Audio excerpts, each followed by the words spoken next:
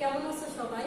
আশা করছি ভালো আছো, সুস্থ আছো এবং বাসায় থেকে সবাই অবশ্যই পড়াশোনাটা নিয়মিত চালিয়ে যাচ্ছ, তাই না? আর তোমরা তো জানোই যে তোমাদের সিলেবাস নিয়ে সরকার নির্ধারণ করে দিয়েছে, সেই অনুযায়ী তোমাদের নিয়মিত একটা অ্যাসাইনমেন্ট রেডি করে জমা দিতে হচ্ছে। সেই কাজটা অবশ্যই তোমরা সুন্দরভাবে করবে এবং যত নিয়ম মেনে সেটা স্কুলে যত সময় জমা দেবে। তাহলে সেই আঙ্গিকে আমি তোমাদের ক্লাসগুলো আবার রিভিউ করছি। এগুলো যেহেতু রিভিশন হয়ে গেছে অনেকবার, তারপরও তোমাদের আর একটু সুবিধার্থে ক্লাসগুলো আমি আবার নিয়ে এসেছি। তাহলে তোমাদের বাংলাদেশের ইতিহাস ও বিশ্ব সভ্যতার ক্লাস নিয়ে আমি আজকে তোমাদের সাথে আছি। তোমাদের ক্লাসটা আসলে কোন প্রসঙ্গে বলো তো? অ্যাসাইনমেন্ট সংশ্লিষ্ট, তাই না? যে অ্যাসাইনমেন্ট যে অধ্যায়টা থাকবে বা যে অধ্যায় যে প্রশ্নগুলো আসছে সেই আঙ্গিকে তোমাদের ক্লাসগুলো, এবং ওই অধ্যায়গুলো যদি একটু তোমাদেরকে স্মরণ করে দেওয়া হয় তাহলে অবশ্যই তোমরা ভালো করতে পারবে, যার জন্য আজকের এই ক্লাস। তাহলে আজকে আমি কোন অধ্যায় তোমাদেরকে সামনে নিয়ে এসেছি দেখো। অধ্যায় ৪ এবং ৬, প্রাচীন বাংলার মধ্যযুগের রাজনৈতিক ইতিহাস। প্রাচীন বাংলার এবং মধ্যযুগের রাজনৈতিক ইতিহাস, এই দুটো অধ্যায় একসাথে দেওয়া হয়েছে। এই জন্য দেওয়া হয়েছে বলতে কি, সরকার কর্তৃক নির্ধারিত যে এখানে ৪ অধ্যায় প্রাচীন বাংলার রাজনৈতিক ইতিহাস, আবার ৬ অধ্যায় মধ্যযুগের রাজনৈতিক ইতিহাস। দেখো, শুধু মধ্যযুগ আর প্রাচীন যুগ, এই দুটা যুগকে আলাদা করা হয়েছে। তোমাদেরকে এটাই কিন্তু অ্যাসাইনমেন্ট দেওয়া আছে যে দুটা যুগের মধ্যে তুলনামূলক বিশ্লেষণ করা। এটা হচ্ছে তোমাদের কিন্তু কাজ। এই দুটো অধ্যায়ের মধ্যে যেহেতু সংশ্লিষ্টতা আছে এবং যার জন্য অধ্যায় দুটো একসাথে নির্ধারণ করা হয়েছে এবং সে অনুযায়ী আজকে তোমাদের ক্লাস হচ্ছে। সেক্ষেত্রে দেখো, এই অধ্যায়গুলো পাঠ করার পরে তোমরা কি কি শিখতে পারবে? প্রাচীন বাংলার গুরুত্বপূর্ণ রাজবংশ ও তাদের শাসনকাল বর্ণনা করতে পারবে। রাজবংশগুলো সম্পর্কে ধারণা লাভ করে প্রাচীন বাংলার রাজনৈতিক ইতিহাস ধারাবাহিকভাবে জানতে সমর্থ হবে। মধ্যযুগে বাংলার মুসলমান শাসন প্রতিষ্ঠার দিকসমূহ বর্ণনা করতে পারবে। আলোচ্য বিষয়: মৌর্য ও গুপ্ত যুগে বাংলা, স্বাধীন বঙ্গরাজ্য, স্বাধীন গৌড় রাজ্য, মাচ্ছন্যায় ও পালবংশ, প্রাচীন বাংলার শাসন ব্যবস্থা, বাংলায় মুসলমান শাসনের সূচনা। বখতিয়ার খলজি। আচ্ছা, এখানে তাহলে তোমাদের সব থেকে যেটা প্রথমে আসছে কি, যে মৌর্য ও গুপ্ত যুগে বাংলা। এটা কিন্তু কোন অধ্যায়ে তোমরা নিশ্চয় বুঝতে পারছো যে মৌর্য যুগ এবং গুপ্ত যুগ কোন সময়ে ছিল। এটা আসলে মধ্যযুগে তো ছিল না, প্রাচীন যুগে। প্রাচীন যুগে এখানে সর্বপ্রথম ভারত উপমহাদেশে যে গুপ্ত সাম্রাজ্য প্রতিষ্ঠিত হয়, সেখানে আসলে ইতিহাসে সঠিকভাবে দিন, তারিখ, সন নির্ধারণ করা নাই। কিন্তু বিভিন্ন ঐতিহাসিকগণের মতে এখানে দুইটা জাতির অবস্থান থেকে গুপ্ত সাম্রাজ্য প্রতিষ্ঠিত হয় এবং এখানে হচ্ছে গঙ্গারিডি জাতির নামে একটি জাতির, গঙ্গারিডি নামে একটি জাতির সন্ধান পাওয়া যায়। এবং এই গঙ্গারিডি ছিল এখানে তাদের রাজ্যের নাম। যেহেতু তারা এই জাতিটা সেখানে অবস্থান করতে শুরু করে, গঙ্গা নদীর যে দুটা স্রোত, একটা হলো ভাগীরথী এবং অন্যটা পদ্মা, এই দুটা স্রোতের মিলিত স্থান বা মধ্যবর্তী স্থানটাই হচ্ছে গঙ্গারিডি। এবং এই গঙ্গারিডি জাতির নাম অনুসারে সেই জায়গাটার নামকরণ করা হয়েছে গঙ্গারিডি। এছাড়াও সেখানে আরেকটা প্রাসীয় নামে অপর আরেকটা জাতির সন্ধান পাওয়া গেছে, যাদের রাজধানী ছিল পাটলিপুত্র বা পালিপুত্রা, যেটা বর্তমান পাটলিপুত্র, কিন্তু আগে নাম ছিল পালিপুত্রা। তো এই দুটা জাতির অস্তিত্ব সেখানে পাওয়া গেছে। এখানে গুপ্ত যুগে বাংলার অবস্থান এরকম ছিল এবং সেখানে গঙ্গারিডি এবং প্রাসীয় এই দুটা জাতি সর্বপ্রথম গ্রিক বীর আলেকজান্ডারের বিরুদ্ধে তারা অস্ত্র ধারণ করে এবং সেখানে গঙ্গারিডি রাজ্যের পাটলিপুত্রের যে রাজা ছিলেন, তিনি সফল এবং শক্তিশালী রাজা ছিলেন, যিনি ছিলেন রাজা মগধাদি। এবং তাকে বলা হয় তিনি কোন নন্দ বংশীয় রাজা ছিলেন এবং এই মগধাদি বেশ শক্তিশালী এবং সামরিক শক্তিতে সম্পন্ন ছিলেন। তিনি সর্বপ্রথম এই আলেকজান্ডারের বিরুদ্ধে অস্ত্র ধারণ করেন। আলেকজান্ডার কে ছিল তোমরা নিশ্চয়ই জানো, যে গ্রিক বীর ছিলেন এবং তিনি সর্বপ্রথম ভারত উপমহাদেশে আক্রমণ করতে আসেন এবং এই উপমহাদেশটা সর্বপ্রথম তিনি কিন্তু জয় করেন। এ ছিল মধ্যগুপ্ত যুগে বাংলার অবস্থান। এবার আসো স্বাধীন বঙ্গরাজ্য। স্বাধীন বঙ্গরাজ্য যখন প্রতিষ্ঠিত হয় ঠিক সে সময়ে এখানে 3 জন রাজা শাসন বলবৎ ছিল, আর এই সময়টাকে তাম্র শাসন দ্বারা পরিচালিত হতো তাদের নিয়ম কানুন। তাম্র শাসনটা হচ্ছে যে রাজার নির্দেশনাবলী তামার পাতে খোদাই করা থাকতো এবং আইন কানুন অর্থাৎ যে এখন যে রাজার যে বা রাষ্ট্রের প্রধানের যে নিয়ম কানুন সেটা কাগজে লিপিবদ্ধ থাকে, কিন্তু সে সময় তামার পাতে এই নির্দেশনাবলী খোদাই করা থাকতো এবং তামার পাতে যেহেতু শাসন ব্যবস্থা নিয়ম কানুন খোদাই করা থাকতো তাহলে সেখানে বলা হতো, সেটাকে বলা হতো, এই নিয়মটাকেই বলা হতো তাম্র শাসন। এবং সে সময় 3 জন রাজা ছিলেন শক্তিশালী, ইতিহাসে এটা ত্রিশক্তি সংঘর্ষ বলে আখ্যায়িত। এই 3 জন রাজার মধ্যে যে তারা সবাই মহারাজা ধীরাজ উপাধি গ্রহণ করেন এবং এই যে 3টা বংশ থেকে 3 জন রাজা আসেন তার মধ্যে একটা ছিল পাল, আর একটা ছিল দাক্ষিণাত্যের রাষ্ট্রকূট এবং গুর্জর প্রতিহার। এই প্রতিহার বংশ, পাল বংশ এবং রাষ্ট্রকূট বংশ, এই রাষ্ট্রকূট এই 3 জন রাজা সমানভাবে শক্তিশালী হয়ে ওঠেন এবং তারা প্রত্যেকেই নিজ নিজ স্বাধীনভাবে রাজ্য পরিচালনা করার জন্য একছত্র অধিপতি হতে চান এবং এই থেকে শুরু হয় 3 জনের যে শাসন, এই শাসন থেকে 3 জনের রাজ্য দখল করার যে ক্ষমতা, এই থেকে যে একটা সংঘর্ষ তৈরি হয় সেটাকে ইতিহাসে বলা হয় ত্রিশক্তির সংঘর্ষ। স্বাধীন গৌড় রাজ্যের অবস্থানটা দেখো, যে এর আগে তোমরা দেখছো যে গৌড়টা কোথায় ছিল, ঠিক কোথায়, মুর্শিদাবাদ, মালদহ এবং চাঁপাইনবাবগঞ্জের কিছু অংশ জুড়ে এই অংশটুকু ছিল গৌড় রাজ্য। এই স্বাধীন গৌড় রাজ্য প্রতিষ্ঠা করেন কে? স্বাধীন গৌড় রাজ্য, গৌড় রাজ বলা হয় কাকে? শশাঙ্ককে। শশাঙ্ক 594 খ্রিস্টপূর্বাব্দে এই স্বাধীন গৌড় রাজ্যের গৌড়ের অধিপতি হন এবং তিনি ছিলেন সর্বপ্রথম গৌড়ের সার্বভৌম নরপতি। শশাঙ্ক সর্বপ্রথম গৌড় রাজ্য দখল করেন এবং তারপর এখানে এটাকে কি বলা হয় উত্তর বাংলায়, এবং উত্তর বাংলায় তিনি স্বাধীন রাজ্য প্রতিষ্ঠা করেন। এবং গৌড় কথা বললে, গৌড় রাজ্যের কথা বললে এখানে শশাঙ্কর নাম চলে আসবে। শশাঙ্কর আসলে বংশ পরিচয় বা তিনি কে ছিলেন, কোথা থেকে এসেছেন, এ ধরনের সুনির্দিষ্ট কোনো তথ্য পাওয়া যায় নাই। তবে শশাঙ্ককে বলা হয় যে মহা সামন্ত, তিনি গুপ্ত বংশের ছিলেন, এটা তথ্য পাওয়া গেছে। এবং মহা সামন্ত বলা হয় শশাঙ্ককে, কেন বলা হয় যে গুপ্ত রাজাদের অধীনে বড় অঞ্চলের কোন শাসককে বলা হয় মহা সামন্ত। শশাঙ্ক ছিলেন গুপ্তদেরই মহা সামন্ত। এখানে গুপ্ত রাজা মহা সামন্তর কোন এরকম হতে পারে, শশাঙ্ক যে ভ্রাতুষ্পুত্র হতে পারে, পুত্র হতে পারে বা এরকম কেউ হতে পারে, যার জন্য শশাঙ্ককে বলা হয় মহা সামন্ত। মাৎস্যন্যায় ও পালবংশ। মাৎস্যন্যায় কথাটার অর্থ হলো যে অরাজকতা বা বিশৃঙ্খলপূর্ণ অবস্থা। এই মাৎস্যন্যায় এখানে শশাঙ্কের মৃত্যুর পর দীর্ঘ 100 বছর এই সাম্রাজ্যটা অন্ধকারে ডুবে যায় এবং এ সময় যে যার মতো স্বাধীনভাবে অঞ্চল দখল করে নেয় এবং রাজ্য প্রতিষ্ঠা করে, যে যার মতো দখল এবং ভোগ দখল এবং অন্যায় অবিচার হানাহানি এগুলো চলতে থাকে। ঠিক এ সময় যুগ বলা হয় মাৎস্যন্যায় বা অন্ধকারের যুগ।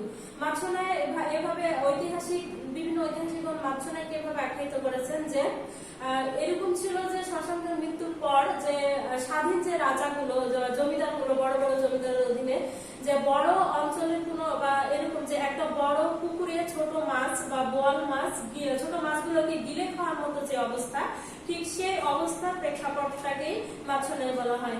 যে এরকম অরাজকতার পরিপূর্ণ একটা অবস্থা, এই বিশৃঙ্খলাপূর্ণ অবস্থা। এ সময়ে এই 100 বছর এভাবে অন্ধকারে চলে। তারপর সেখানকার পরবর্তীতে বিভিন্ন গবেষকদের মতে যে তারা নির্ধারণ করেন যে নিরপেক্ষ কোনো ব্যক্তিকে রাজ্যের শাসনভার ব্যক্তির হাতে অর্পণ করবেন, সেই টার্গেটে সর্বপ্রথম গোপাল নামের এক রাজ কর্মচারীকে তারা নিয়োগ করে, মানে নির্বাচন করেন। গোপাল কে ছিলেন? গোপাল সে খুব সাধারণ বংশের জন্মানোর একজন ছিলেন, যেহেতু তার পিতার নাম ছিল বব্বট, কারণ তার নামের আগে কোনো বংশ উপাধি, পরে কোনো উপাধি কিছুই নাই। সেই ক্ষেত্রে এখানে নিঃসন্দেহে বলা যায় যে খুবই সাধারণ বংশের জন্ম নেওয়া ছিলেন গোপাল। এবং এই গোপালকে সর্বপ্রথম তারা নির্বাচন করে রাজ্যের রাজা হিসেবে। গোপাল সিংহাসন আরোহণ করেন এবং 27 বছর কৃতিত্বের সহিত রাজ্য শাসন করেন। 750 থেকে 781 খ্রিস্টাব্দ তিনি শাসন করেন। এবং এই যে ত্রিশক্তির সংঘর্ষ এই ঠিক গোপালের রাজত্বের পরে এখানে আসে। এই সংঘর্ষগুলোর নাম আমি আগেই বলেছি। দেখো যে কি আছে, পাহাড়ের রাজপুতনার গুর্জর প্রতিহার, দাক্ষিণাত্যের রাষ্ট্রকূট। এই ত্রিশক্তির সংঘর্ষে এই গোপালের মৃত্যুর পর এই সিংহাসনের অবস্থাটা কিছুটা দুর্বল হয়ে পড়ে, কিন্তু পরবর্তীতে তার যোগ্য পুত্র 781 খ্রিস্টাব্দে সিংহাসন আরোহণ করেন ধর্মপাল। গোপালের উত্তরসূরিকে ধর্মপাল, পাল বংশের প্রতিষ্ঠাতা গোপাল, কিন্তু পাল বংশের শ্রেষ্ঠ শাসক বা সকল শাসক বলা হয় ধর্মপালকে। ধর্মপালের নাম বললেই তোমরা জানো যে কোথায়, যে পাহাড়পুর, এখানে নওগাঁ জেলার সোমপুর মহাবিহার বা পাহাড়পুরের নাম চলে আসে। এই পাহাড়পুরটা ছিল ধর্মপালের বিদ্যাচর্চার কেন্দ্র এবং এটা বৌদ্ধ মন্দির। এখানে ধর্মপাল বৌদ্ধ ভিক্ষুকদের চর্চার জন্য এখানে গবেষণা তৈরি করে। এছাড়া এখানে বলা যেতে পারে যে বৌদ্ধ ধর্মের সকল সংস্কৃতি এবং শিক্ষা দীক্ষা সমস্ত কিছু এই সোমপুর মহাবিহারকে কেন্দ্র করেই প্রতিষ্ঠিত হয়েছে। এবং ধর্মপাল 40 বছর রাজত্ব করেন। ধর্মপাল একজন সফল এবং ন্যায়পরায়ণ শাসক ছিলেন। তার রাজত্বকালে যেহেতু ধর্মপালের গর্গ নামের একজন রাজকর্মচারীকে তিনি নিয়োগ করেন এবং সর্বপ্রথম তিনি তার হিন্দু মুসলিম সকল ধর্মকে সমান পৃষ্ঠপোষকতা দান করেন। এছাড়া যে বিভিন্নভাবে ভূমির খাজনা মওকুফ এবং রাজ্যের প্রতিষ্ঠাতা বিভিন্নভাবে পাল সমাজ সমৃদ্ধ করেন এবং যে নালন্দা বিশ্ববিদ্যালয় সহ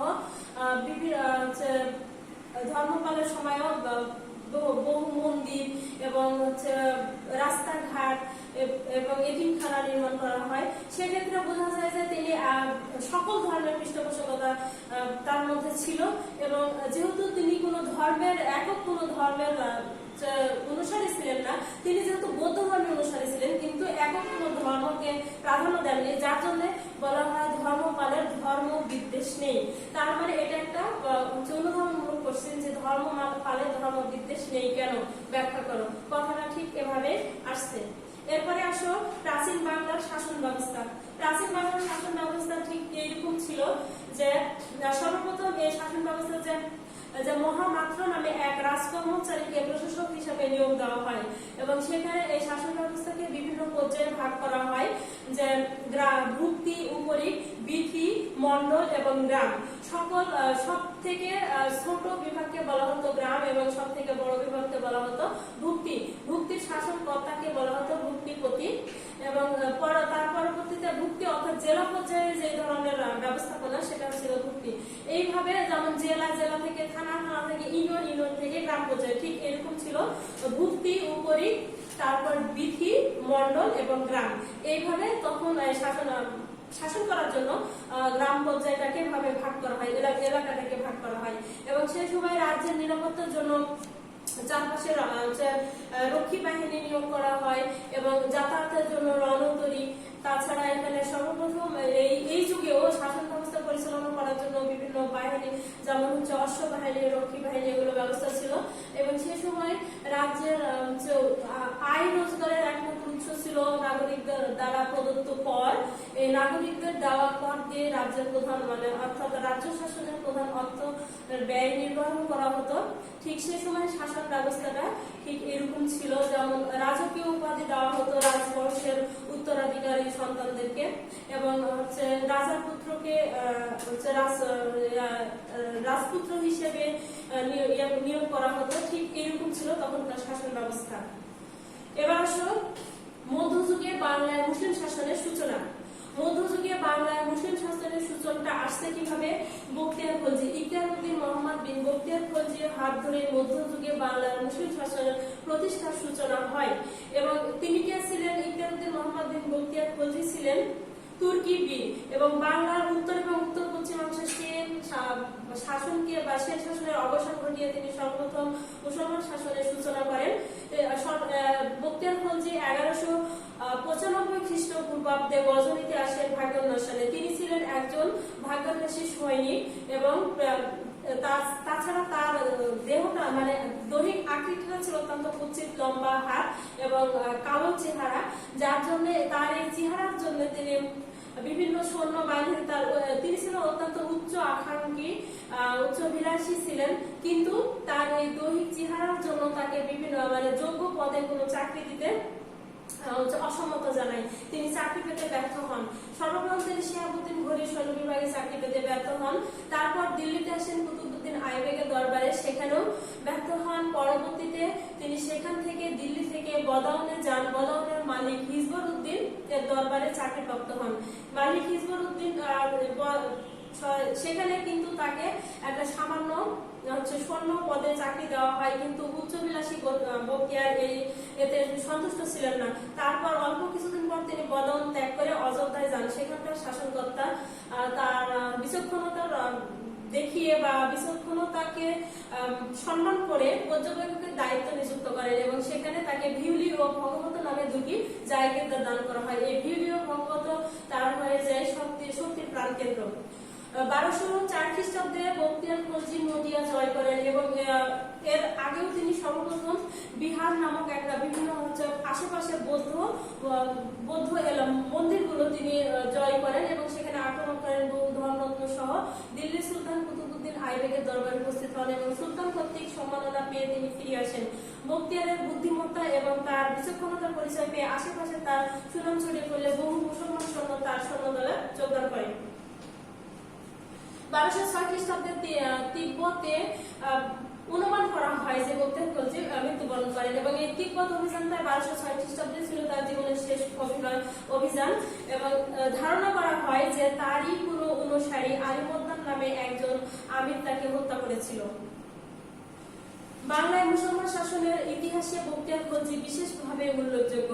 তার প্রচেষ্টার ফলে এদেশের মুসলমান শাসন প্রতিষ্ঠিত হয় বা মুসলিম শাসনের সূচনা অগ্রগামী হতে থাকে।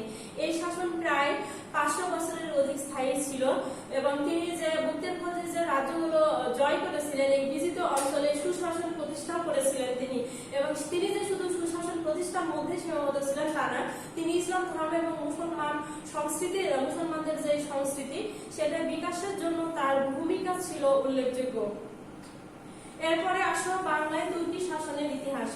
বখতিয়ার খলজি সর্বপ্রথম বাংলায় মুসলমান শাসন প্রতিষ্ঠার সূচনা করেন, কিন্তু মুসলমান শাসন সূচনা করার পরে এই সময় তিনজন খলজি মালিকরা শ্রেষ্ঠ ছিল। এই সকলেই ছিল দিল্লি সুলতানের অধীনে বাংলার শাসনকর্তা হয়ে এসেছিলেন, যার জন্য অনেকে দিল্লির বিরুদ্ধে বিদ্রোহ করে স্বাধীন হতে চেয়েছিলেন এবং স্বাধীন রাজ্য গড়ে তুলতে চেয়েছিলেন, যার কারণে একের পর এক বিদ্রোহপূর্ণ অঞ্চল হয়ে গড়ে ওঠে।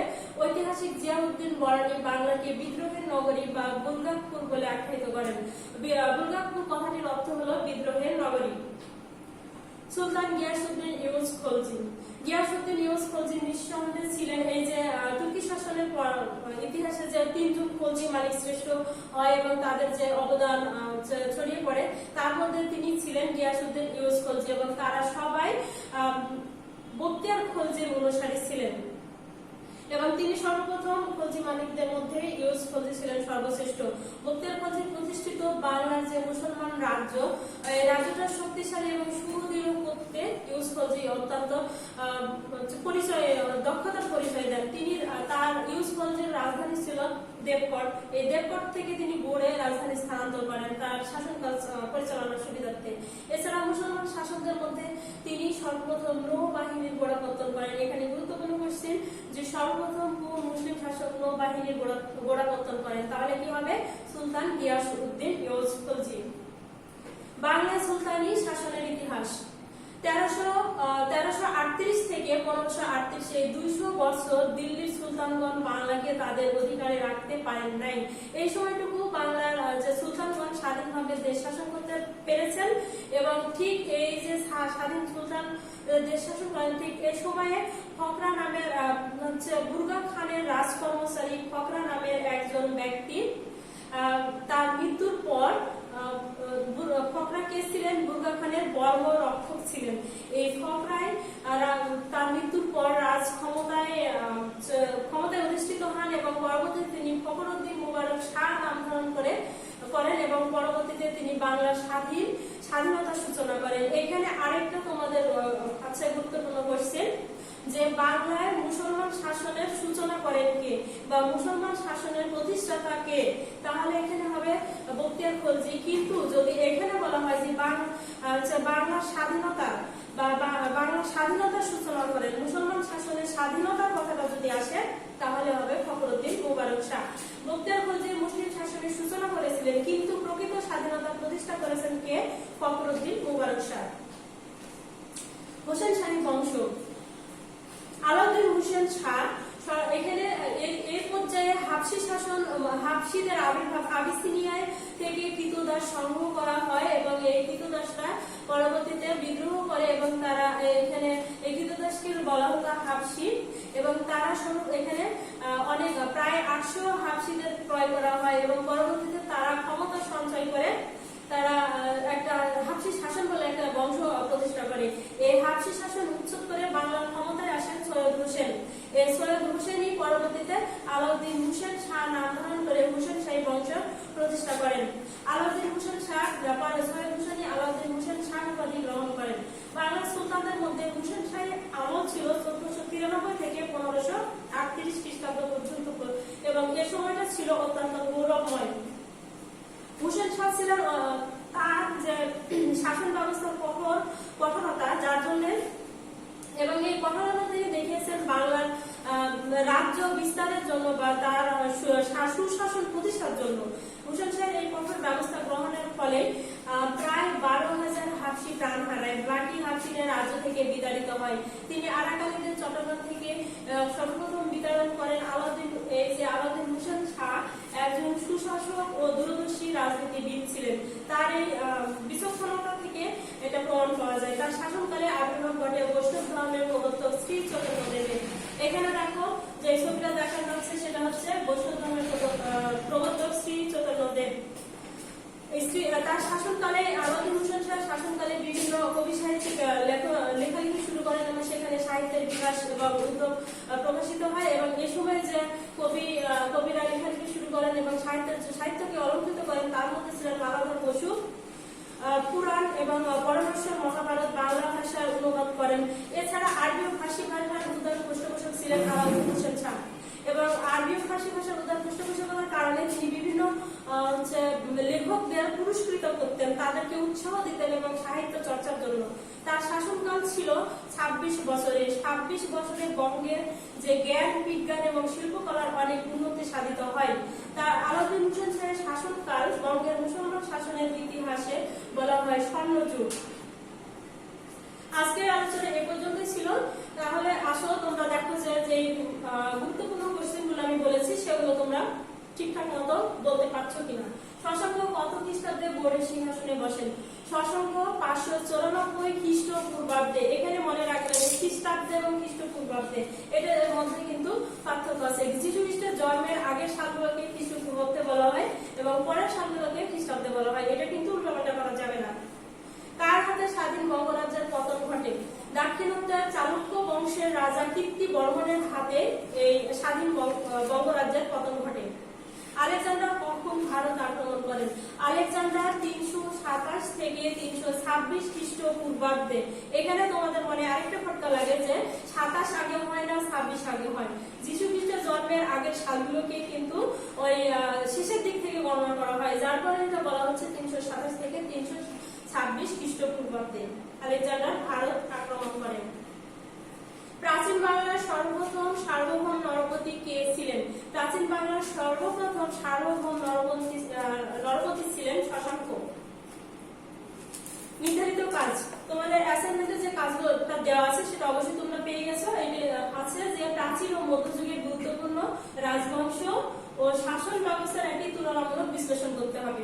যেহেতু তোমাদের চতুর্থ এবং ষষ্ঠ এই দুটো অধ্যায়ে একটা প্রাচীন এবং একটা মধ্যযুগের রাজনৈতিক ইতিহাস, সেক্ষেত্রে এই দুটো যুগেরই রাজবংশগুলো যেগুলো গুরুত্বপূর্ণ রাজবংশ সেগুলোর নাম লিখবে এবং তাদের শাসন ব্যবস্থাটা কেমন ছিল সেটা অবশ্যই উল্লেখ করবে এবং এই দুটো বংশের মধ্যে যে শাসন ব্যবস্থা শাসন কার্য পরিচালনা করার যে পার্থক্যটা রয়েছে সেইটাকে তোমরা বিশ্লেষণ করে দেখাবে এবং অবশ্যই সেটা নিজস্ব মতামতের আঙ্গিকে সরাসরি বই থেকে লেখার দরকার নাই, এবং এটা তোমরা পড়ে কি বুঝছো সেই অনুযায়ী লিখবে। আগামী দিন রিভিশন ক্লাস নেওয়া হবে এবং কি করবে তোমরা যে সঠিকভাবে অ্যাসাইনমেন্টটা তৈরি করবে, করে যত সময় স্কুলে জমা দিবে। পরবর্তী ক্লাস দেখার আমন্ত্রণ জানিয়ে আজকের মতো এখানেই বিদায় নিচ্ছি। ধন্যবাদ, সকলে ভালো থাকবে।